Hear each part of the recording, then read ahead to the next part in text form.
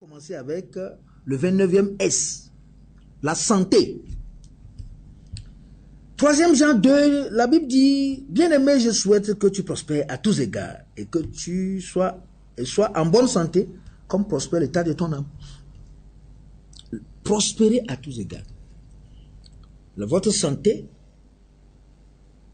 vous êtes en bonne santé, ça veut dire que vous n'êtes pas malade. Lorsque quelque chose ne va pas dans votre vie, c'est qu'il y a une maladie.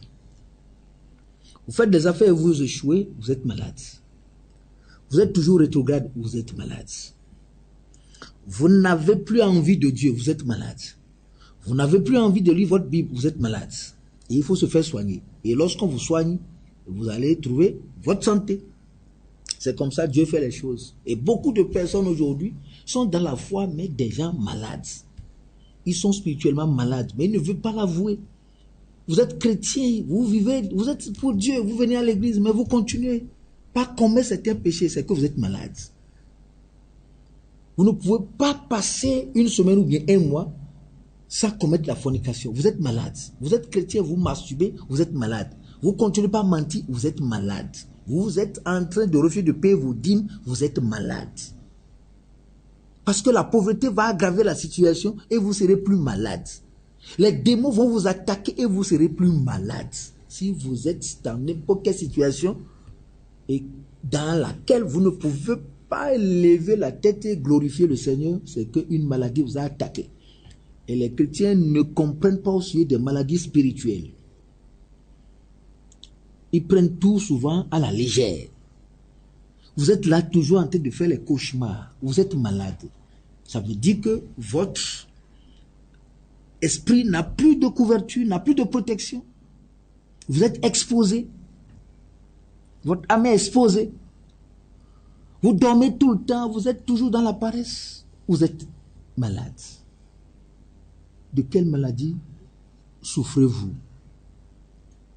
Je pense que tu as besoin d'être en bonne santé, comme l'a déclaré Jean ici. Il souhaite que nous prospérons à tous égards et que nous soyons en bonne santé. Que notre vie chrétienne soit en bonne santé. Que nos affaires soient en bonne santé. Que nos foyers soient en bonne santé. Hein? Un foyer dans lequel on est en train de discuter tous les jours. Discuter. Il y a toujours une petite querelle qui existe. Il y a toujours une malcompréhension. Il y a toujours la tension. Il y a toujours les paroles grossières. Il y a toujours les écarts de langage. Il y a toujours les outrances, les paroles outrancières. Vous êtes malade. Chacun essaie de lancer les balles. Et celui qui est puissant, c'est lui qui prend les kamikazes et tire sur son frère. Et c'est le foyer ça. On dort dans ces conditions. Et si quelque chose vous arrive, malade, vous pouvez vous trouver dans la mort. Et l'enfer va vous transporter. Vous êtes malade. Un foyer dans lequel on ne se comprend jamais. Quand on dit une petite chose, ben, on met l'essence dedans. Boum! C'est ça que j'ai dit, non? Est-ce que j'aime mal parler? Oh, la maladie s'aggrave. Personne ne veut s'humilier. Oh, la femme ne s'humilie jamais. L'homme aussi n'est pas doux dans ses actions. Malade. Mari malade, femme malade. Vous êtes en fiançailles, vous ne pouvez pas rester tranquille jusqu'au jour du mariage. Et vous êtes dans les attouchements, les caresses impures. Vous êtes malade. Vous allez jusqu'à la fornication pour demander après un mariage. Vous êtes malade. Vous avez besoin de vous faire soigner pour être en bonne santé. Ainsi, vous allez prospérer à tous égards. Vous avez compris? Vous devez prendre de bonnes décisions pour chercher votre santé spirituelle. Nous allons lire quelques versets pour vous rafraîchir la mémoire, pour que vous sachiez que les gens étaient malades dans la Bible. Luc, le chapitre 15. Hein? Tu es là? De quelle maladie tu es en train de souffrir? Luc, le chapitre 15, le verset 27. La Bible dit, ce serviteur lui dit, ton frère est de retour. Ton frère est de retour.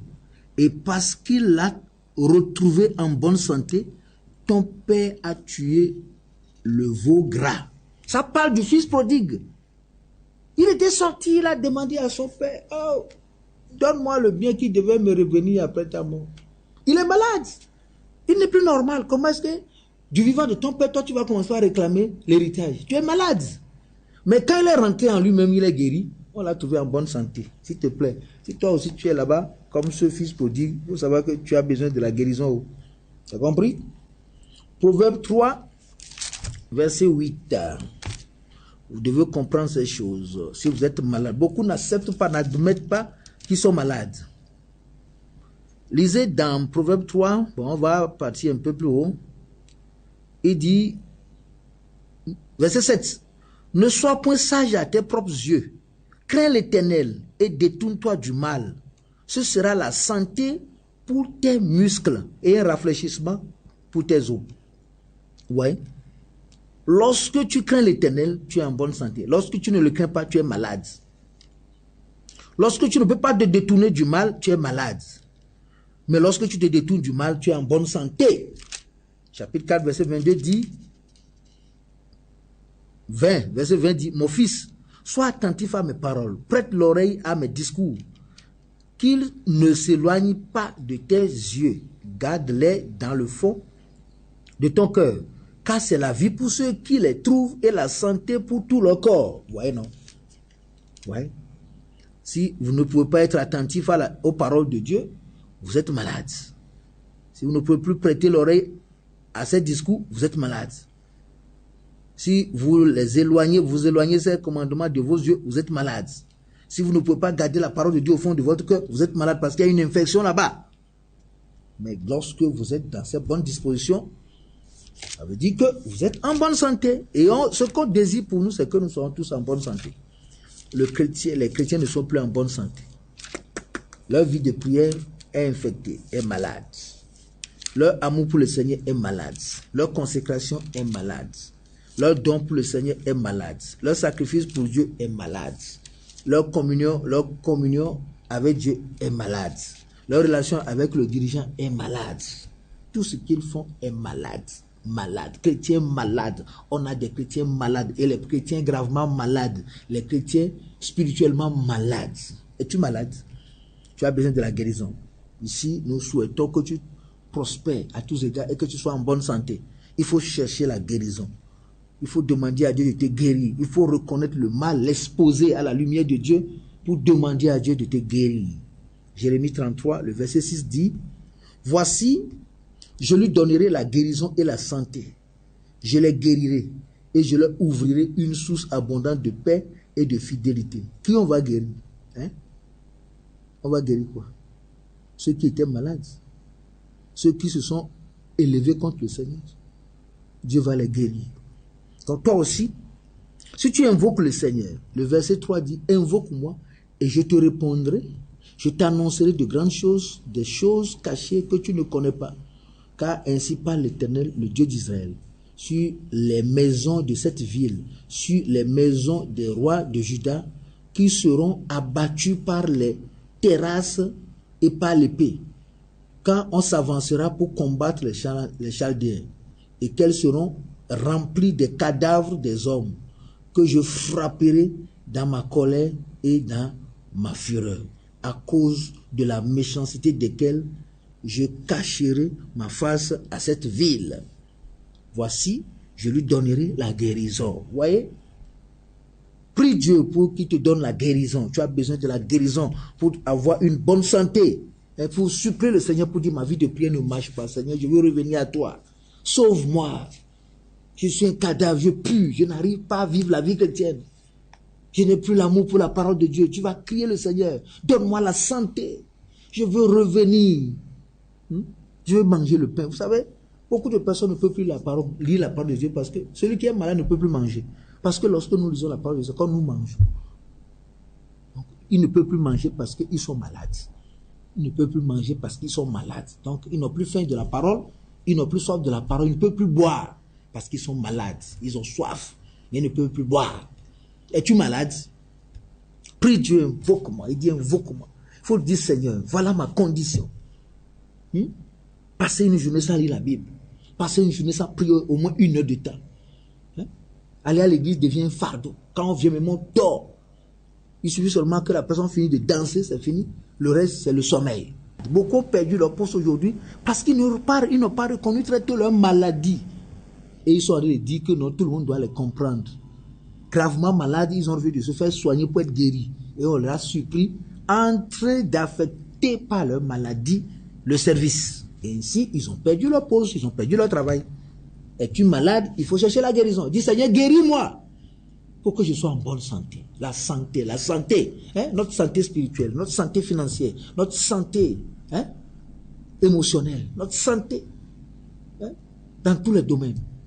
Nous avons besoin de la bonne santé. Nous avons besoin d'être des gens vigoureux spirituellement, des gens qui peuvent combattre, des gens qui ne lâchent rien, des gens qui travaillent, des gens qui sont violents et qui cherchent Dieu. Hein?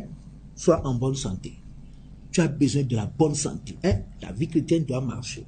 Pourquoi ta vie est toujours le haut et le bas, le oui et le non?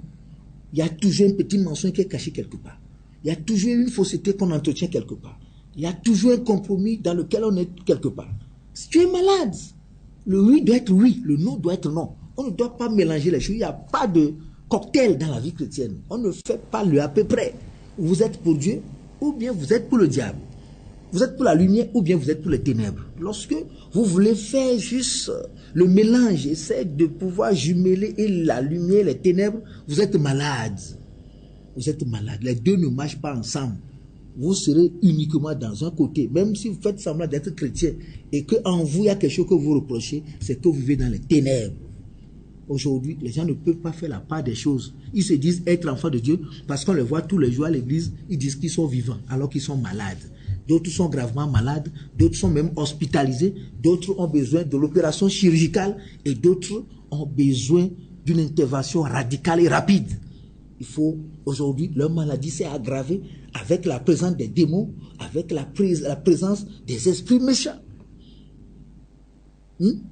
Quand vous ne pouvez pas dormir tranquillement, poursuivi par les animaux, ayant les rêves, masturbants, des rapports sexuels nocturnes, il faut savoir que vous êtes gravement malade et que votre maladie a besoin d'une intervention rapide. Il faut que vous cherchiez des spécialistes en la matière de la délivrance, pas les comédiens prophétiques là, non. Des gens qui maîtrisent l'art de la délivrance et qui ont fait les expériences avec le Seigneur et qui ont l'autorité devant Dieu. Ne vous confiez pas à ces patrouilleurs.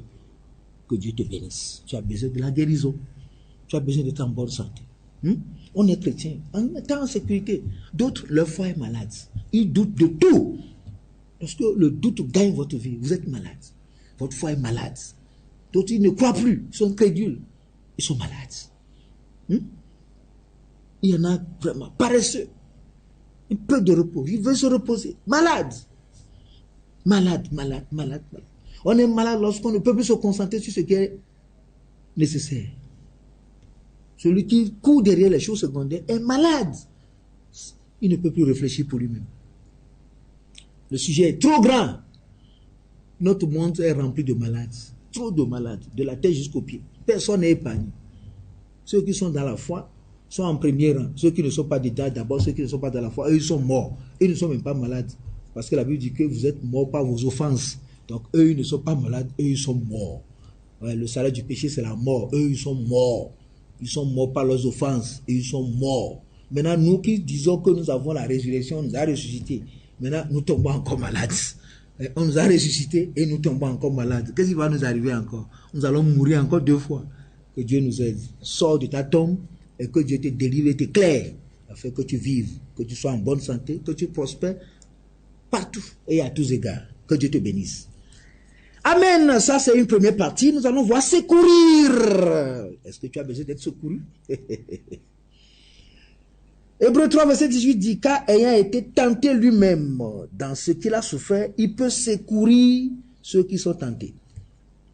Nous avons besoin tous du secours de Dieu. À des moments T où les choses sont vraiment en train de nous agacer, où vous n'arrivez pas à trouver les solutions. Tout est en train d'aller contre vous. Tout le monde a besoin du secours. Moi-même, j'en ai besoin. Parce que si Dieu ne vole pas à votre secours, à un moment donné, vous allez commencer par dire autre chose. On n'a pas la foi si Dieu ne nous soutient pas. On ne croit pas Dieu si Dieu n'est pas dedans. Il y a des épreuves parfois que nous n'arrivons pas à supporter. Dieu même le sait, il connaît notre faiblesse. Même si nous avons fait des exploits dans le passé, il arrive des moments où vous ne comprenez plus rien de votre vie. Il faut vraiment demander à Dieu de venir à votre secours, de vous secourir. Seigneur, je n'en peux plus. Ce n'est pas une faiblesse. Quand vous voyez David dans Psaume 70, Psaume 70, nous allons tourner rapidement là-bas pour voir ce qui est écrit. Il est dit, le verset 2, « Ô Dieu, hâte-toi de me délivrer, Éternel, hâte-toi de me secourir, hâte-toi de me secourir, viens me secourir. » Cours pour me secourir. Car si tu laisses encore une minute là, c'est fini. On va me voler, on va me corrompre, on va me compromettre, on va me détruire, on va m'avaler, on va m'égorger. Hâte-toi de me délivrer. Avant que ce problème ne m'emporte, avant que cette maladie ne m'emporte, avant que ce souci ne m'emporte, avant que cet échec ne m'emporte. Hâte-toi de me secourir. Viens à mon secours. Alléluia. Nous devons prier souvent comme ça. Parce que Dieu connaît notre faiblesse. Il sait que nous sommes des gens faibles. Parfois, nous disons de grandes choses, mais nous n'avons pas la capacité qu'il faut pour soutenir ou bien pour supporter les grandes choses. Dieu le sait. Hâte-toi de me secourir. Est-ce que tu peux avoir le courage de le dire? Là où tu es, je veux que tu pries comme ça. Dis Seigneur, répète après moi. Seigneur, ô Dieu, hâte-toi de me délivrer. Ô Dieu, Éternel, hâte-toi de me secourir. Et quand tu continues jusqu'à la fin, le verset 6, il dit, moi, je suis pauvre et indigent. Ô Dieu, hâte-toi en ma faveur. Hâte-toi en ma faveur. Tu es mon aide et mon libérateur éternel. Ne tarde pas. Ne tarde pas. Ce sont des prières aussi. Ne tarde pas, Seigneur, ne tarde pas. Hein? Ne tarde pas. Le malheur est en train de vouloir s'abattre sur moi. L'ennemi est en train de vouloir se jeter contre moi. Ne tarde pas. À toi en ma faveur. Viens me secourir. Alléluia. Vous voyez, non? C'est très magnifique. Dieu nous aide. Parce que sans lui, nous ne pouvons rien faire. À des moments tels, chacun doit savoir que sans lui, rien n'est possible. Parce que quand les choses marchent, nous oublions que c'est Dieu qui fait. On commence par dire non, c'est parce que j'ai bien placé ceci. C'est parce que je sais comment gérer l'argent. C'est parce que j'ai trouvé une bonne affaire. C'est parce que moi. Alors que c'est Dieu qui est à la base. Quand tu vas tomber dans la disgrâce des affaires, où tout va chavirer en tes mains, là on se rend compte que si l'Éternel nous bâtit la maison, ceux qui bâtissent travaillent en vain. Si l'Éternel nous construit un commerce, ceux qui s'acharnent travaillent en vain. Nous tous, nous avons expérimenté cela. Il suffit que quelqu'un commence par prier, les gens sont guéris. Quand on commence par lui donner des éloges, il dit, oh, vous savez que vraiment, si je prie, Dieu guérit les gens. C'est moi que, je sais que Dieu écoute ma prière. Il commence par dire, moi, c'est moi qui prie, les gens sont guéris. Mais le jour où lui-même va être malade, où des gens seront entourés en train de crier, même rien ne se passera, il saura que c'est Dieu qui le fait. Il a pitié de nous seulement. Que Dieu nous aide. Hein? Psaume 7, verset 6. Il dit que l'ennemi me poursuive et m'atteigne, qu'il foule à terre ma vie. Ah, c'est Psaume 7, hein? Ouais. Non. Ce verset-là ne colle pas. Ouais. L'ennemi ne doit pas nous... Si l'ennemi nous poursuit, il faut qu'il vienne nous secourir. Que l'Éternel vienne nous secourir. Que le Seigneur court pour venir nous secourir. Nous avons besoin de son secours, de son soutien. Chacun a besoin de son soutien. Ouais. Nous allons voir Psaume 31, verset 2. Là, les choses seront claires. Psaume 31, le verset 2. Il dit, Éternel, je cherche en toi mon refuge, que jamais je ne sois pas confondu. Délivre-moi dans ta justice. Délivre-moi dans ta justice. Que l'Éternel me délivre dans sa justice. Parce que nous avons besoin de son secours. Qu'il ne tarde pas, qu'il nous délivre, qu'il vienne à notre secours. C'est très important. Dieu t'aime et il le fera. Hébreux 2, verset 18. Ah oui. Beaucoup de personnes cherchent le secours chez les hommes. Eux, ils vont te compliquer la situation. Il dit, Hébreux 2, 18, il dit, car ayant été tenté lui-même dans tout ce qu'il a souffert, il peut secourir ceux qui sont tentés. Il peut secourir ceux qui sont tentés. Il peut secourir ceux qui sont tentés. Ici, ils ont mis Hébreux 3. Ça, c'est dangereux, ça. Il peut secourir ceux qui sont tentés. Psaume 44, verset 26. C'est pour que vous soyez garnis de paroles, de manière à savoir que, à des moments donnés, le secours divin est indispensable pour vous. C'est indispensable pour vous. Si le Seigneur ne vient pas, il ne bâtit pas votre entreprise, vous n'allez pas vous en sortir. Parce que le verset 27 dit, lève-toi pour nous secourir. Délivre-nous à cause de ta bonté. Lève-toi pour nous secourir. Hein? Si le Seigneur ne se lève pas pour venir à nos secours, oh, l'ennemi va nous avaler. Il va nous avaler. On ne va plus jamais entendre parler de nous. Il va nous avaler. Donc, quand je parlais de Psaume, le chapitre 7, là, c'est le verset 7. Lève-toi, ô Éternel, dans ta colère. Lève-toi contre la fureur de mes adversaires. Réveille-toi pour me secourir. Ordonne un jugement. Réveille-toi pour me secourir. Et c'est plein comme ça. C'est plein. Secourir. Ça, David en a tellement demandé. Secourir. Psaume 35, verset 2. Saisis le petit et le grand bouclier et lève-toi pour me secourir. Voilà. L'Éternel aussi fait combat pour nous. Nous avons besoin de son secours. Tu es où maintenant? Qu'est-ce que tu cherches? Tu cherches le secours de qui? Hein? De qui tu cherches ton secours? L'Éternel, c'est lui seul qui donne le secours. C'est lui qui est celui qui nous donne le secours. Si c'est dans le combat où tu as besoin de lui, si c'est pour chercher un travail où tu as besoin de lui, et tu as besoin de son secours. Le combat, tu as besoin de son secours. Le travail, le mariage, tu as besoin de son secours. Le foyer, tu as besoin de son secours. Qui vienne te secourir. S'il ne vient pas pour porter le fardeau avec toi, tu vas noyer, tu vas devenir autre chose, tu vas commencer par douter, tu vas commencer par murmurer. Que le Seigneur t'aide. Il y a les épreuves parfois qui sont de nature à fortifier notre foi, mais la traversée de ces épreuves-là, c'est dur. C'est dur. Si vous ne l'avez jamais traversé, lorsqu'on en parle, on ne comprend pas. On dit non, que le Seigneur est facile. Le Seigneur est bon, il est bon. Mais nous sommes sur la terre, il a besoin de nous former. Et la discipline du Seigneur parfois est difficile à supporter. Mais nous sommes là, en train de le supplier, de nous donner son secours, qui vienne à notre secours, qui ne tarde pas. N'importe quelle situation dans laquelle tu te trouves maintenant, qui est en train d'agacer ta foi, dis-lui Seigneur, ne tarde pas, viens à mon secours.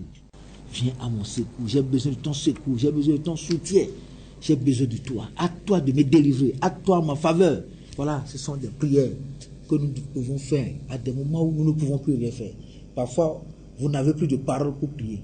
Mais n'oublie pas, ces paroles, viens à mon secours, soutiens-moi, aide-moi, sont des paroles de qualité qui peuvent venir nous sortir de notre situation. Et le Seigneur n'est pas dur.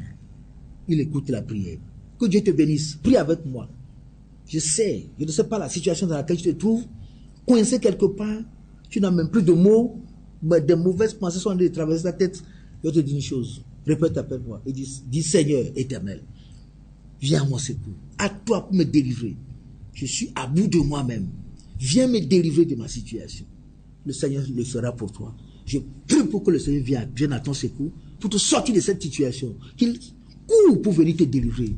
Je prie pour que le Seigneur vienne à mon secours, vienne au secours des Myriam TV, vienne au secours des Myriam TV, Seigneur, cours et viens au secours des Myriam TV, viens délivrer Myriam TV, viens à son secours, viens en sa faveur. Je prie que tu le fasses. Bénis les téléspectateurs. Viens à leur secours. Quelqu'un est coincé dans une maladie quelque part. Viens à son secours. Quelqu'un en a plus de moyens, mais on est en train d'augmenter les factures. Seigneur, viens à son secours. Quelqu'un est en train de courir à l'hôpital maintenant. Ne sait plus à quel sens vouer. Je prie que tu viennes à son secours. On est en train d'opérer une personne maintenant et les médecins même sont bloqués. Viens au secours, Seigneur. Une situation se complique quelque part où quelqu'un doit perdre la vie, Seigneur, viens au secours. On est en train de faire la césarienne pour une dame maintenant où on ne trouve plus le sang, où tout est compliqué. Seigneur, viens au secours. Quelqu'un quelque part en train de subir une opération. Seigneur, je prie que tu viennes au secours. Quelqu'un doit mourir aujourd'hui. Et Seigneur, donne l'espoir. Viens au secours. Soutiens tes enfants. Viens au secours. Viens secourir. À toi de secourir au nom de Jésus-Christ. Amen. Venez de suivre le Réveil de la Conscience, une émission de l'Église missionnaire du Réveil mondial, Emirem. Pour plus d'informations, rapprochez-vous de l'église Emirem la plus proche ou appelez tout simplement l'apôtre Gilbert Fiogbe au 00 228 90 05 69 02 ou 00 228 99 55 09 70 ou encore 00 229 60 37 27 27. Que Dieu vous bénisse. Commencer avec le 29e S, la santé. 3e Jean 2, la Bible dit, bien-aimé, je souhaite que tu prospères à tous égards et que tu sois en bonne santé comme prospère l'état de ton âme. Prospérer à tous égards. Votre santé, vous êtes en bonne santé, ça veut dire que vous n'êtes pas malade. Lorsque quelque chose ne va pas dans votre vie, c'est qu'il y a une maladie. Vous faites des affaires et vous échouez, vous êtes malade. Vous êtes toujours rétrograde, vous êtes malade. Vous n'avez plus envie de Dieu, vous êtes malade. Vous n'avez plus envie de lire votre Bible, vous êtes malade. Et il faut se faire soigner. Et lorsqu'on vous soigne, vous allez trouver votre santé. C'est comme ça que Dieu fait les choses. Et beaucoup de personnes aujourd'hui sont dans la foi, mais des gens malades.